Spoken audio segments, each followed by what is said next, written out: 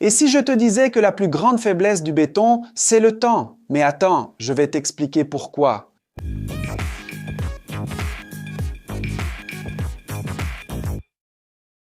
Salut passionnés d'ingénierie! Le béton est l'un des matériaux les plus utilisés dans l'histoire de l'ingénierie moderne et il est probablement présent dans pratiquement tout ce que tu vois autour de toi. Des immeubles, des ponts, des barrages, des routes et même sur les trottoirs des villes. Il est résistant, polyvalent et moulable et c'est pour cela qu'il est devenu la base des constructions dans le monde entier. Mais si je te disais que, malgré toute cette solidité, le béton a un ennemi silencieux et inévitable, aujourd'hui je vais te montrer pourquoi la plus grande faiblesse du béton, c'est justement le temps et comment cela se produit de façon lente, progressive et presque invisible. Mais au final, pourquoi le temps représente-t-il une menace aussi grande pour le béton? La réponse se trouve dans le processus chimique même qui donne naissance à ce matériau. Lorsque nous mélangeons du ciment, de l'eau, du sable et du gravier, il se produit une réaction appelée hydratation. C'est cette réaction qui fait durcir le béton et le rend résistant. Cependant, elle ne se termine pas en quelques heures ou quelques jours, comme beaucoup de gens l'imaginent. En réalité, le béton continue de réagir pendant des décennies. Et cette même caractéristique, qui garantit l'évolution de sa résistance, peut aussi ouvrir la porte à des problèmes futurs. Au fil des années, la microstructure interne du béton continue de changer et ces changements accumulés peuvent compromettre sa durabilité. Mais que se passe-t-il à l'intérieur du béton à mesure qu'il vieillit?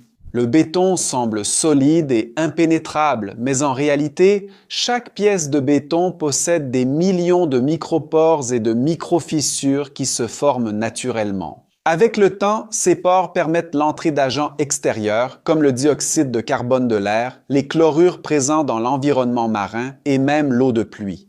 Ces éléments commencent à pénétrer lentement à l'intérieur de la structure et c'est là que le problème commence réellement.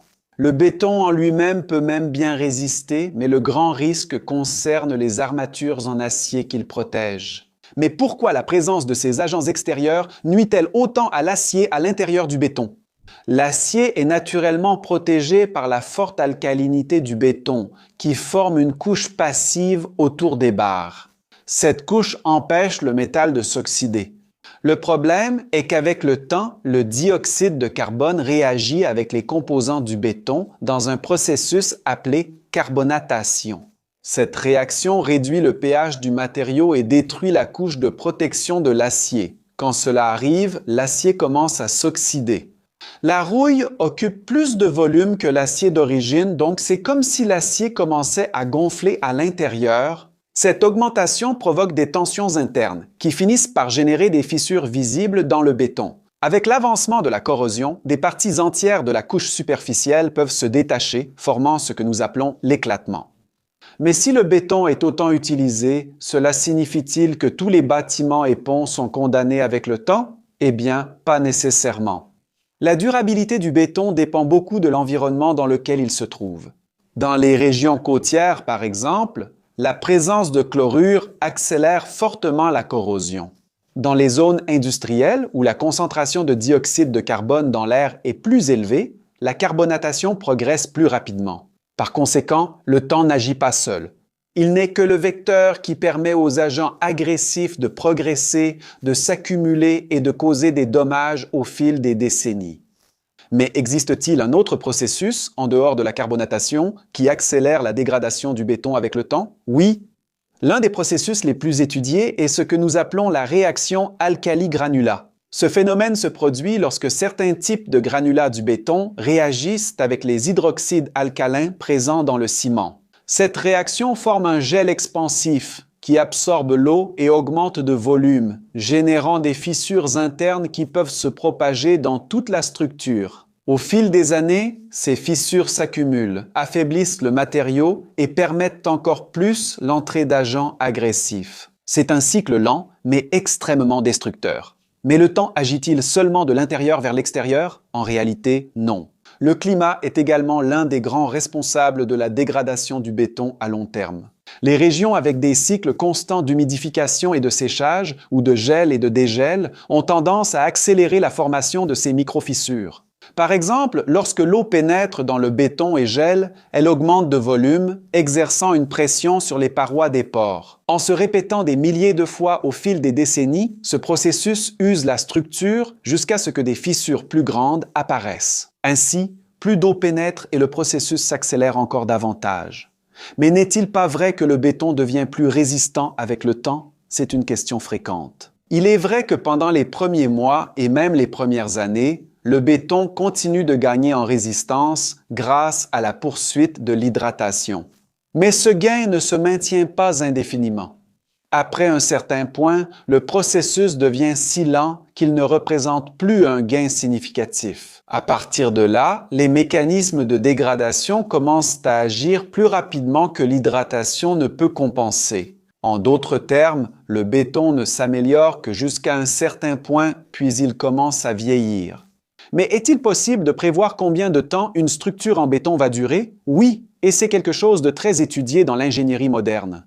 Les projets de grande construction prennent généralement en compte une durabilité minimale de 50, 70 et même 100 ans selon l'utilisation et l'environnement.